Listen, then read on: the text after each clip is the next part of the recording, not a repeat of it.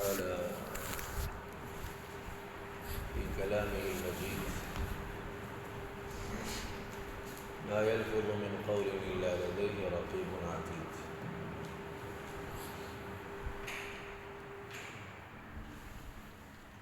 انسان کی زندگی با ادب ہو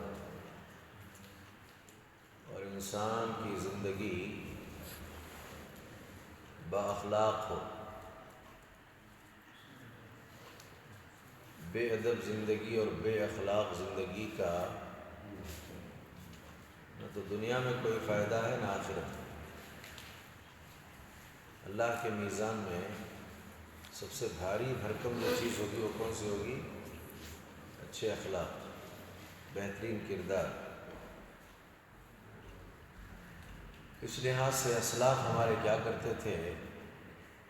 علم کے لیے جتنا وہ وقت صرف کرتے تھے اس سے زیادہ ادب سیکھنے کے لیے وقت لگاتے تھے. عجیب معاملہ ہم لوگوں کا یہ ہے کہ ہم میں بیشتر لوگوں کے پاس علم ہوتا ہے، چھوٹے بھی بڑے بھی بوڑھے بھی سب جانتے رہتے ہیں، منہجی اعتبار سے بھی علم ہوتا ہے، لیکن ادب اور اخلاق کے معاملے میں بہت پیچھے ہوتے ہیں. شیخ البانی رحمہ اللہ نے یہ بات بیان کی ہے. انہوں نے کہا میں یہ سمجھتا تھا کہ ہمارے درمیان صرف عقیدے ہی کا مسئلہ ہے، لیکن حالات پر لوگوں پر جب نظر ڈالا تو پتہ چلا کہ نہیں، اخلاق کے ساتھ یعنی مطلب عقیدے کے ساتھ اخلاق کا بھی معاملہ ہے. یہاں عقیدے کی اصلاح کے ساتھ ساتھ کس کی اصلاح کی ضرورت ہے؟ اخلاق کی اصلاح کی ضرورت ہے. اتنی بد اخلاقی ہے.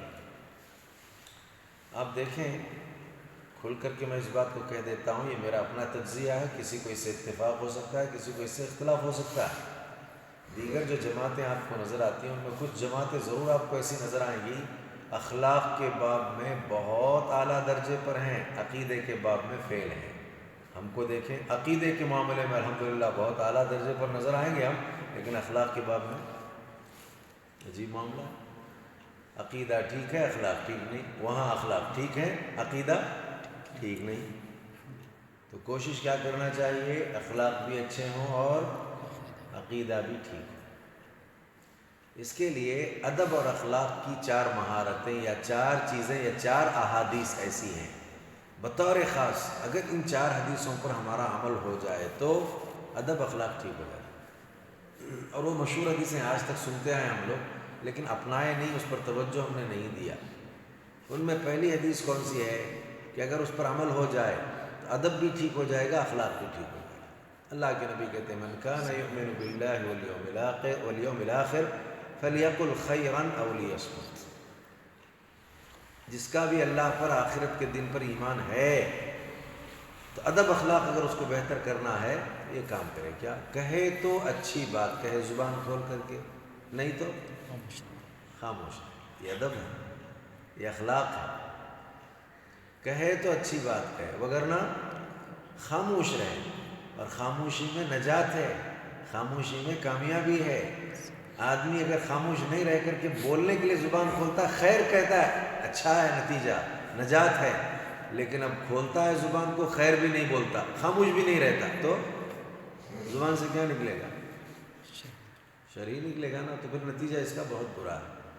تو پہلی حدیث یہ ہے کہ من کان یؤمن باللہ والیوم الآخر فلیقل خیرا او لیصمت. کہے تو اچھا کہے وگرنہ خاموش رہے. خاموشی میں نجات، کہنے پر اچھا کہتا ہے تو اس میں نجات. اگر دونوں نہیں اور کہنا شروع کر دیتا ہے تو زبان کہاں لے جائے گی؟ جہنم کی آگ. کہہ کر کے بھی جہنم کی آگ میں گیا. تو یہ اخلاق کے باب میں بہت اچھی اور بہت عمدہ حدیث ہے. دوسری حدیث کون سی ہے؟ اللہ کے نبی کا فرمان، صحابی آ کر کہتے ہیں اوصنی یا رسول اللہ، اے اللہ کے رسول وصیت کیجئے. نبی نے کہا لا تغضب. بد اخلاق آدمی کب ہوتا ہے؟ جب غصے میں آتا ہے. غصے میں آ گیا تو اکثر بد اخلاق ہو جاتا ہے، اخلاق سے باہر نکلتا ہے، ادب سے باہر نکلتا ہے، بے ادب ہو جاتا ہے.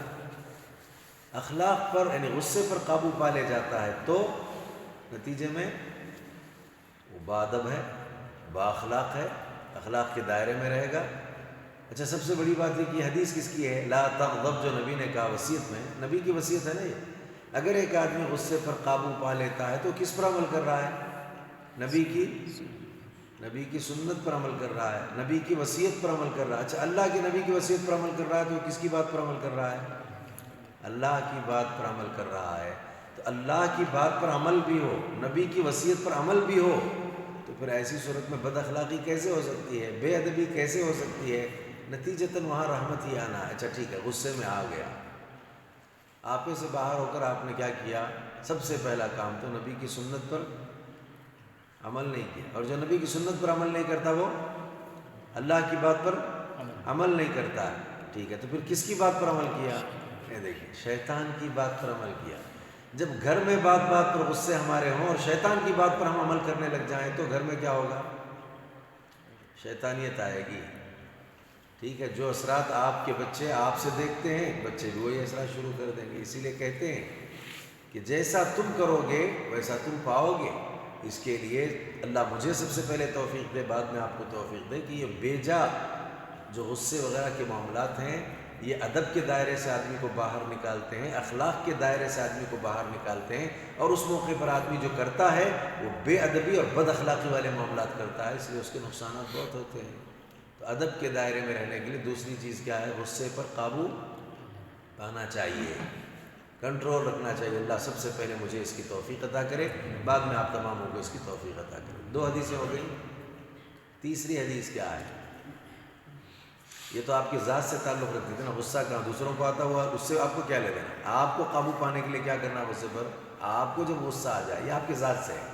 اسی طرح پہلی حدیث کیا؟ کہو تو اچھی بات کہو اور نہ خاموش رہو، یہ آپ کی ذات سے ہے، دوسروں سے اس کا معاملہ نہیں۔ اب تیسرا معاملہ دیکھیے، ادب اور اخلاق کا، تیسری حدیث، من حسن اسلام المرء ترکہ ما لا یعنی، آدمی کے اچھے مسلمان ہونے کی پہچان یہ ہے کہ وہ لایانی چیزوں کو چھوڑ دے۔ ہو سکتا ہے دوسرے لوگ لایانی کر رہے ہیں، اب اس کا معاملہ یہ ہے کہ دوسرے کر رہے ہیں، اب آپ کو ان سے بچنا ہے۔ لایانی بات کر رہے ہوں گے، لایانی حرکت کر رہے ہوں گے، لایانی کھیل کھیل رہے ہوں گے، جس کا کوئی جو ہے نا فائدہ نہیں ہے، ایسی کچھ چیزیں ہو رہی ہوں گی، اب آپ اسے چھوڑ دیجیے۔ تو 2 چیزیں آپ کی ذات سے جڑی ہوئی تھیں، تیسری چیز ہو سکتا ہے دوسروں کے ساتھ ہو رہی ہو، لیکن آپ اسے دیکھتے ہیں تو اسے کیا کریں؟ آپ ترک کر دیں آپ اسے۔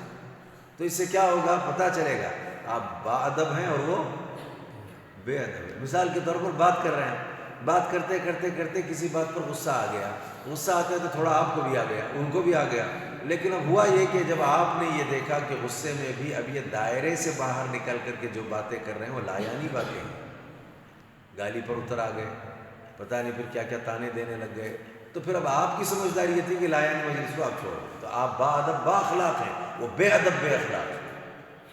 اسی لیے کہتے ہیں نا، ادب سے ہی انسان ہوتا ہے نا، اور جس میں ادب نہ ہو حیوان ہوتا ہے۔ تو اس حوالے سے ادب ہر دائرے میں ہے، کھانے کے دائرے میں آداب ہیں، گفتگو کے دائرے میں آداب ہیں، کپڑا پہننے کے دائرے میں آداب ہیں، ہر جگہ جو ادب ہیں آپ اس کو ملحوظ رکھیے۔ یقیناً بے ادبی سے آپ محفوظ رہیں گے، بد اخلاقی سے تو پھر زندگی خوشگوار رہے گی، نتائج اچھے نکلیں گے دنیا آخرت میں۔ 3 حدیثیں ہو گئی، اب چوتھی حدیث دیکھیے، ادب اور اخلاق کے لحاظ سے اللہ کے نبی کہتے ہیں لا یؤمن احدکم حتی یحب لأخیہ ما یحب لنفسہ۔ کیا پیاری حدیث ہے۔ مومن نہیں ہو سکتے تم اس وقت تک جب تک کہ اپنے لیے جو تم پسند کرتے ہو نا وہ دوسروں کے لیے بھی پسند کرو، اپنے بھائی کے لیے وہی پسند کرو۔ میں اخلاق کو پسند کرتا ہوں، بد اخلاق نظر آیا، آپ جا کر کے بتائیں موقع کے اعتبار سے یہ بد اخلاقی ہے، یہ ٹھیک نہیں ہے، پسند کیجئے آپ اس کو۔ آپ کھانے پینے کے معاملات میں اپنے لیے جو پسند کرتے ہیں اپنے بھائی کے لیے بھی آپ وہ پسند کرو، ٹھیک ہے نا، اپنے اولاد کے لیے وہی پسند کرو، اپنی بیوی کے لیے وہی پسند کرو۔ کبھی کھاتے کھاتے بھی سوچا کرو نا کہ آپ ہوٹلوں میں یہاں وہاں ذاتی محنت کے ساتھ بڑی بڑی نعمتیں کھاتے ہوئے پیسہ تو صرف کر رہے ہو، لیکن کھاتے ہوئے کم از کم یہ بھی سوچا کہ میں میرے بیوی بچوں کے لیے بھی یہی پسند کروں، نہیں نا۔ تو اس حوالے سے وہاں وہ نعمتوں کے حوالے سے تو ترستے رہیں اور آپ موج مستی کے ساتھ پیسے اڑاتے رہیں، کس نے کہا آپ کو ایسا کرنے کا؟ اچھا ٹھیک ہے، دوسرے بھائی کے لیے بوجھ نہ بنے نا کبھی ایسا. ٹھیک ہے میرا پیسہ میں محنت کر کے تو حفاظت کرتا ہوں، دوسرے لے جا کر کے مجھے اس طرح سے کھلائیں اچھی چیزیں، یہ بھی تو نہیں ہوگا. یہ صرف میں تمثیل دے رہا ہوں، ایسے بہت سارے امور میں ہو سکتا ہے. تو اسی لیے ضرورت اس بات کی ہے کہ جو ہم اپنے لیے پسند کرتے ہیں وہ اپنے بھائی کے لیے بھی پسند کریں تو پھر مومن ہیں. ہم اپنے لیے جو پسند کرتے ہیں بھائی کے لیے پسند نہ کریں تو ایمان میں خلل ہے. کئی امور میں ایسا ہو سکتا ہے. تو اس حوالے سے اچھا پڑھنا اگر مجھے پسند ہے، اچھی تلاوت اگر مجھے پسند ہے، میرے بھائی کے لیے میں پسند کروں، میرے گھر بار بھی بچوں کے لیے پسند کروں میں. اس حوالے سے بہت ساری چیزیں اس باب میں، اس ضمن میں، اس زمرے میں آتی ہیں. یہ 4 حدیثیں ہیں، اگر بطور خاص ان کو ذہن میں رکھ کر ان حدیثوں کے تقاضوں کو ایک انسان، ایک مسلمان پورا کر لے تو پھر وہ بے انتہا با ادب با اخلاق آدمی ہے. ایمان کی درستگی کے ساتھ دونوں چیزیں بے انتہا بڑے نتائج، اچھے نتائج دنیا آخرت میں اس کے لیے پیدا کریں. تو میرا خیال ہے کہ یہ حدیثیں یاد ہو گئی اچھی طرح سے، اور بہت ممکن ہے کہ ہم ان حدیثوں کو ذہنوں میں جگہ دے کر عمل کرنے کی کوشش بھی کریں. جی خالد، کون سی 4 حدیثیں ہیں؟ پہلی حدیث کون سی؟ ورنہ خاموش رہو. ہاں. دوسرا غصہ مت کرو. ہاں ٹھیک ہے. تیسرا نہیں، با اخلاق تو سب کی ہے، ساری حدیثوں میں با اخلاق اور بے اخلاق کی بات ہے. ہاں آدمی کے اچھے مسلمان ہونے کی پہچان کیا ہے کہ وہ لایانی چیزوں کو چھوڑ دے، کوئی دوسری طرف سے بھی لایانی چیزیں ہوتی چھوڑ دے. چوتھی حدیث کیا ہے؟ ہاں جو ہم کو پسند ہے وہ اپنے بھائی کے لیے پسند کرنا شروع کر دیں تو پھر انشاءاللہ الرحمن اس کے نتیجے میں ماحول اچھا ہوگا، اخلاق اچھے ہوں گے، ادب اچھا ہوگا، اور دنیا آخرت میں بڑی کامیابی اس کے ذریعے ملے گی. یہ صرف حدیثوں کے باب سے، ورنہ ادب کے باب میں ہر میدان میں کئی چیزیں ہیں جس کا تذکرے کی ضرورت ہے. میں نے کہا نا، شیخ البانی کہتے ہیں صرف عقیدے کی اصلاح کی اس امت کو ضرورت نہیں ہے، بلکہ اس امت کو اخلاق کی اصلاح کی بھی ضرورت ہے. 2 مسائل ہیں، اخلاق کی اصلاح. اچھا عقیدے کی اصلاح کے لیے تصفیہ مطلب صاف کرنا، یہ شرک ہے، یہ توحید ہے، یہ شرک ہے، یہ توحید ہے. وہاں علم کا سارا معاملہ ہے، لہذا وہاں تصفیہ ہوگا. لیکن اخلاق کے معاملے میں تربیہ کیا چاہیے؟ تربیت کی ضرورت ہے باقاعدہ. یہ چیزیں نہیں ہونی چاہیے، یہ چیزیں نہیں ہونی چاہیے، صرف بولنے سے مسئلہ نہیں چلے گا. تو اس حوالے سے بد اخلاقی برے نتائج لاتی، اچھے اخلاق اچھے نتائج پیدا کرے گی. میں اپنے لیے، آپ سب کے لیے اللہ سے دعا کرتا ہوں کہ اللہ تعالیٰ ہم تمام کے تماموں کو با اخلاق زندگی گزارنے کی توفیق عطا کرے. بد اخلاقی سے ہمیشہ باز رہنے اور رکے رہنے کی اللہ توفیق عطا کرے. اللہ تعالیٰ ہم تماموں کے لیے خیر کے، رزق کے، برکتوں کے دروازے کھول دے. اللہ تعالیٰ جتنے یہاں روزی روٹی اور رزق کے حوالے سے تنگی میں ہیں، اللہ ان کی اس تنگی کو دور فرمائے. یہاں جتنے قرض دار ہیں ان کی ادائیگی قرض کا انتظام فرمائے. جتنے بیمار ہیں اللہ ان سب کو صحت عطا فرمائے. عقیدے کی درستگی پر مر کر جتنے قبرستان پہنچ چکے ہیں سب کی مغفرت فرمائے. سب کے لیے اللہ تعالیٰ آسانیاں پیدا فرمائے. ہمارے خاتمے کا وقت جب قریب ہو تو اللہ تعالیٰ ہماری زبانوں پر کلمہ توحید جاری فرمائے. موت کے وقت کی سختیاں، موت کے بعد کی پریشانیاں، قیامت کے دن کی ہولناکیوں سے ہمیں نجات عطا فرمائے. جنت الفردوس میں ہم تماموں کو جگہ عطا فرمائے. اللہ تعالیٰ جب تک ہمیں اس دنیا میں رکھے امن و امان، سکون و اطمینان کی زندگی ہمیں اللہ تعالیٰ عطا فرمائے. اللہ تعالیٰ ہمارے بچوں کو، گھر والوں کو، سب کو ہدایت پر قائم رہنے کی توفیق عطا کرے. ضلالت سے، گمراہی سے اللہ تعالیٰ بچے رہنے اور رکے رہنے، اس سے باز رہنے، اس سے دور رہنے کی اللہ توفیق عطا کرے. ربنا تقبل منا انک انت السمیع العلیم وتب علینا